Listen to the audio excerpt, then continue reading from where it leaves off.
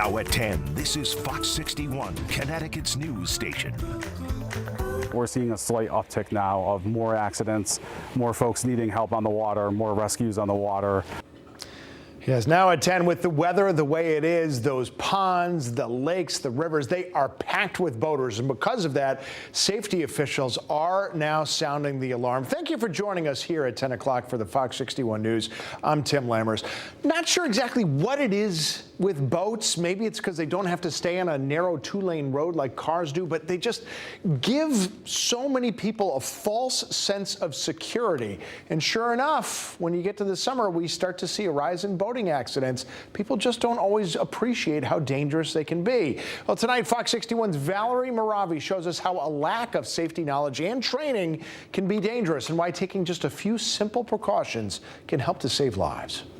Unlike cars, most boats don't have seatbelts or airbags. And that's why boat safety officials say, just like a car, you need the right training to safely operate a boat. High temperatures are rising and so are boating accidents. We're seeing a slight uptick now of more accidents, more folks needing help on the water, more rescues on the water.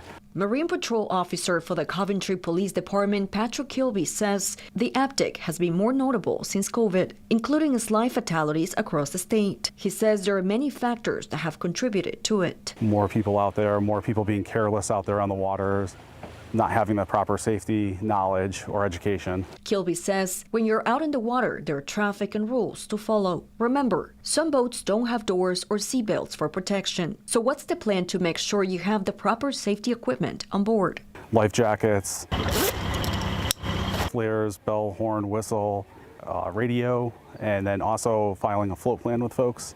It's extremely important, letting folks know where they're going, when they're going to be back, conditions, how long they're going to be out there for. Having a radar system on board and being familiar with the lake and the area, Kilby says, are crucial. And just like there are rules on the roads, Sergeant for the Coventry Police Department, Olaf Anderson, says consuming alcohol while operating a vessel could bring consequences. DUIs applied in the water as much as in the road, operating a vessel while under the influence of drugs or alcohol is a charge. Meanwhile, Kilby says mandatory boating education is expanding across the country. He says before operating a vessel, make sure to check out your state's boating requirements.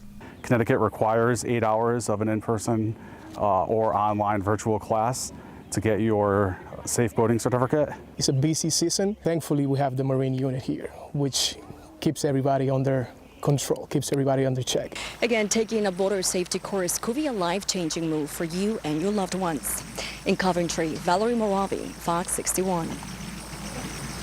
Valerie, thank you. Well, it's been a hot week. The humidity at times has really been oppressive, but we're going to get to meteorologist Sam Samperi in a minute. But first things first, another story here for you. A New Haven man was sentenced to 55 years in prison for the killing of Michael Wint back in 2023. We're talking about 47-year-old Ronald Little. He was sentenced today after being convicted of murder. Prosecutors said Little shot and killed Wint as Wint sat in a car. They said there was no argument, nor was there any warning before the shooting. Little was also found guilty of multiple firearms-related charges. Well, a months-long narcotics investigation in Watertown has led to the arrest of a 36-year-old man.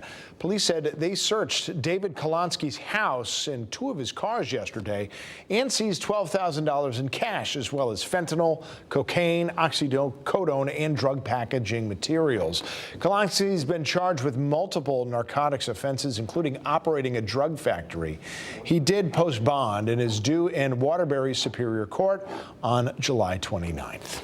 A New Haven man has been found guilty of illegally carrying a firearm and interfering with police. 33-year-old Stanley Rudolph isn't allowed to have a gun because of a previous felony conviction, but police said he ran from them when they approached him after getting a call about a suspicious person. And shortly after that, they said they found a gun and 8 rounds of ammunition. Rudolph is due to be sentenced August 20th. Well, Congressman Jim Himes announced $1.9 million in new EPA brownfield grants for the Connecticut Metropolitan Council of Governments. If you're not familiar, brownfield grants are going to help clean up and redevelop contaminated sites. These particular grants will be used for old industrial sites in the greater Bridgeport area. You're looking at a different brownfield grant site. That's in Hartford right now, not too far from Duncan Park. Now, Himes said this latest effort and the latest $1.9 million will boost public health, create jobs, and attract new investment. And this adds to a previous $1 million awarded in May. All right, 10:05. Now let's get over to meteorologist Sam Samperi to talk about the heat and I guess maybe an end of the oppressive humidity that we saw at some points this week, right? That's right. We certainly had a great a day today, and now we have a pleasant Saturday. What you like today, you're going to love tomorrow. It's going to have a little fall feel tomorrow morning. Temperatures right now are falling down into the 60s. 63 Torrington, 64 Chester, 72 in New Haven, and 74 in Bridgeport. And we have clear skies across the area. So overnight, clear, cool, and comfy. Temperatures bottoming out in the upper 50s to lower 60s across the region. And then during the day tomorrow, mostly sunny and absolutely gorgeous with high temperatures topping out into the 70s. Here's tonight's lows, and how about the weekend forecast here? 80s tomorrow, mid to upper 80s on your Sunday, and there will be the chance for a couple of showers and storms. I'll be back in a few minutes, and I'll time out those showers and storms for your Sunday. Tim? Sam, thank you. The Department of Consumer Protection suspended the lottery sales agent license of JJ's News and Variety in Windsor Locks. Why? Investigators said they found 5 illegal slot machines there at the business. The shop's owner, Rice Bura, was arrested and faces multiple gambling-related charges. Officials warned that illegal machines pose serious risks to consumers. They said the suspension is effective immediately. No lottery sales will be allowed there until further notice. Several public enhancement safety projects are on their way to West Haven, like this surveillance camera behind me. And the beauty of them is that they can be moved along the shoreline to monitor at-risk areas in the case of emergency. They're mobile units that are brought around to different locations where we determine that there's a risk of any type of criminal activity. These lot cops will be monitoring areas across the city. Emergency Management Director Rick Fontana and police rolled out this camera on Beach Street. We don't have to sit somebody there to watch. These are the eyes that can watch what's going on. We can make decisions, deploy resources in a very quick, timely fashion. But the mobile cameras aren't just watching out for lawbreakers. A big part of the initiative was to help increase safety on beaches. When we looked at the entire project, it kind of centered around the shoreline. Tragedy in Texas all had to do with fast-moving water quickly. If we anticipate there's going to be storms, we have cameras that are looking out at the entire beach. The cameras have 24/7 surveillance with viewing ranges of several miles from its location. Literally, you could see a few hundred feet. Then we have a PTZ camera, pan, tilt, zoom, and we can actually zoom out to the break wall, which is 2.5 miles from here. Sergeant Charles Young says the cameras have already helped officers respond to scenes faster, and they anticipate an arrest for a case of illegal dumping soon. We've had incidents at the beach where the cameras were instrumental. Our dispatchers and or command staff inside the building can direct our officers to the problem area. Before this, we would have to go find it. These cameras are a part of a $2.4 million upgrade to infrastructure. Along with the cameras, West Haven plans to install better body cameras for officers, dash cameras, and call boxes. Fontana says this project is about 85% complete. They kind of reduce crime, they increase public safety, but they really could save a life. Sergeant Young says that the city has considered adopting speed cameras that places like Middletown and Washington have already seen success with. But for now, he hopes that these cameras deter criminal activity and speeders. In West Haven, Jamel Johnson, Fox 61. Jamel, thank you. Well, starting tomorrow, Dyke Point Park and Fisherman's parking lot in New Milford will be temporarily closed. Both the town and the energy company that owns the sites, First Light, said the closures are to put new safety measures in place to address overcrowding and other public safety concerns. They said they will announce the reopening plan soon, and when they do open back up, they just want to remind all visitors to follow water safety guidelines like wearing life jackets and staying out of restricted swimming areas. The rhythm is rising in Bushnell Park as one of the largest free jazz festivals in all of New England is kicked off. The Greater Hartford Festival of Jazz is back, drawing crowds, culture, and cool vibes to the capital city. Fox 61's Raven Blue has more from Bushnell Park. The horns are hot, the grooves are deep, and Bushnell Park is buzzing. I am here where the beats are bold, the food trucks are rolling, and the lawn is already filling up with folks ready to kick back, dance, and soak in the smooth sounds of summer.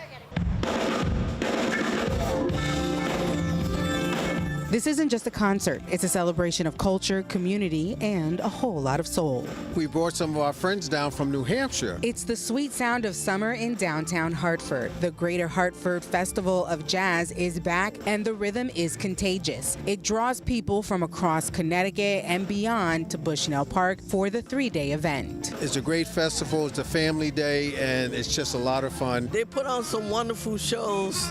And you never know who come to town to play some wonderful, funky music. Thousands of music lovers pack the park each year for the free event to listen to acts from across the country, bringing everything from smooth jazz to funk, Latin fusion, soul, and R&B. And for some fans, the festival is more than just a weekend activity. It's a summer tradition worth planning for. I took my vacation days off this year so that I can enjoy it that much more. Getting together, meeting people, talking to folks, seeing people that we hadn't seen, networking, loving it all, just sitting out here enjoying ourselves. But what is it about jazz that keeps people coming back to this event year after year? Because it hits you in the soul. It's hearing the instruments, the vibe, the people, how it makes you feel. It's something that can be appreciated by all ages. I think it really draws the community with the music. Whether you're here for the jazz, the food, or the good vibes, one thing is clear, Hartford knows how to get down. The festival runs until Sunday, and trust me, you don't want to miss this jam session. In Hartford, Raven Blue, Fox 61. Raven, thank you. Yeah, Fox 61 is a proud media sponsor for this 3-day event. And remember, it's the largest jazz festival in New England, and it's free. For more info, just go to fox61.com or our, speaking of free, Fox 61 News app.